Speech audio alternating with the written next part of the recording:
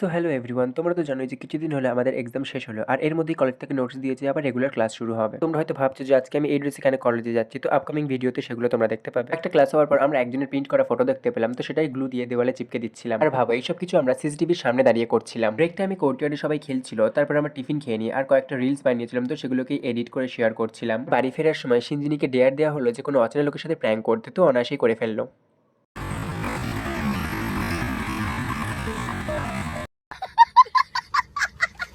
তারপর আমরা দেখলাম যে রাস্তার মাঝখানে সবাই নাচ গান করছিল, তো আমরা ওদের সাথে নাচ শুরু করি।